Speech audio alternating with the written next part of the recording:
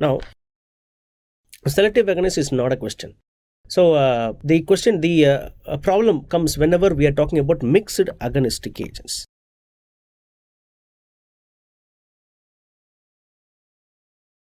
Mixed agonistic agents. These mixed agonistic agents are nothing but, especially we have this noradrenaline. Noradrenaline has got which receptor action among all these three, alpha 1, beta 2? It has got action only on alpha 1 and beta 1. It has got no beta 2 action. Because of alpha 1, there is going to be an increase in the blood pressure, and there is going to be a reflex decrease in the heart rate. What is going to happen if beta 1 receptor is stimulated? Pulse pressure is going to be increased, stroke volume is going to be increased, cardiac output is increased, blood pressure is increased. Also, an important area, heart rate is going to be increased.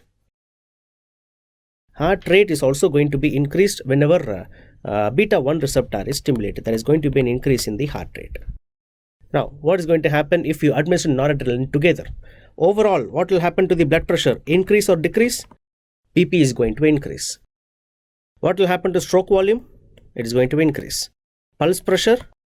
It is going to increase. Cardiac output increases. What will happen to the heart rate? Here comes the query. It's because alpha 1 causes bradycardia, whereas beta 1 causes tachycardia. Which one will occur?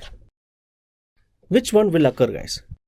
See, here we are going to talk about an increase in the heart rate because of beta 1 receptor, but the decrease in heart rate is a reflex mechanism which occurs because of alpha 1 receptors.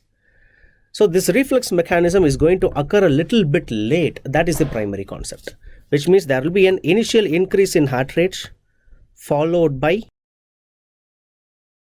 decrease in the heart rate. Initial increase in the heart rate followed by decrease in the heart rate. This is what happens whenever you give noradrenaline.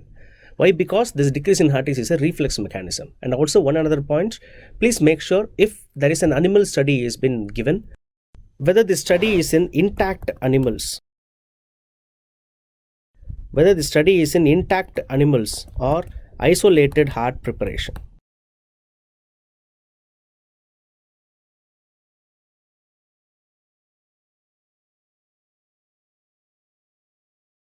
If it is in intact animals, we will be having those reflex mechanisms. But if it is an isolated heart preparation, we cannot see those reflex mechanisms. Only the direct actions alone can be seen. Clear? So what will happen if it is an isolated heart preparation? The heart rate is going to just increase. There is no decrease in heart rate because there is no reflex mechanism which is associated with that. Concept is clearer, guys? We'll move to the next most important one, that is adrenaline. Adrenaline also is a mixed agonist, right? It has got alpha 1, beta 1 and beta 2 action. So what will happen finally whenever you give adrenaline? We all know that dopamine will have different actions whenever it is given at different doses. At low doses, at medium doses and at high doses. Similarly, adrenaline also has got three different doses. Low dose, medium dose and at high dose. Whenever you administer a drug at low doses, adrenaline when given at low doses, what is going to happen? Medium and high dose. Just know this formula. As dose increases, alpha 1 selectivity increases. Which means, consider at low doses, we have this postsynaptic terminal. We have this alpha receptors and we have the beta receptors. At low doses, it will be more selective to these beta receptors. What will happen at medium doses? Again, we have this postsynaptic receptor, we have this alpha and we have this beta. At medium doses, it has got equal activity at both alpha and beta. Alpha and beta will be equal whenever it is given as medium doses. But when the same drug, this is a postsynaptic receptor, again we have this alpha and a beta. When it is given at high doses, first alpha occurs followed by beta receptors. It can be simply written as, at low doses, it has got beta 1 plus beta 2 activity. At medium doses, it has got beta 1 plus alpha 1 which is equal to beta 2. Both those actions are very much similar.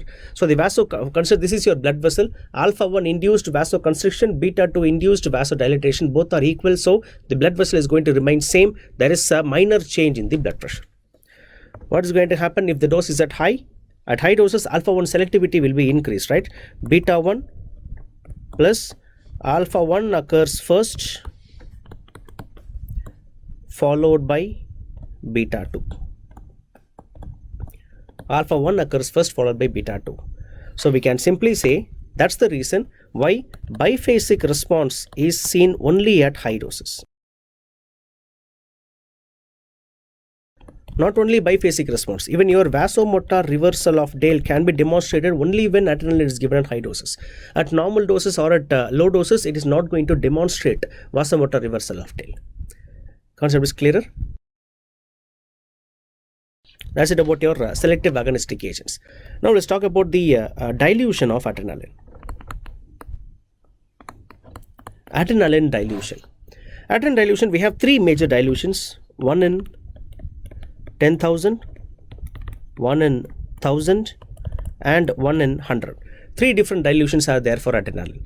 In which dilution do we use in which route of administration? Many different routes of administration are there. Adrenaline can be given via intravenous route, intracardiac route, intramuscular, subcutaneous, inhalational. Many different routes are there for adrenaline. Which route in which dilution do we give? 1 in 10,000 is given for intravenous and also in intracardiac route. Intravenous or in intracardiac route, we use 1 in 10,000 dilution. 1 in 1,000 dilution, intramuscular or subcutaneous route, 1 in 1,000 dilution. 1 in 100, inhalational route. Inhalational route, we use 1 in 100 dilution. Clear?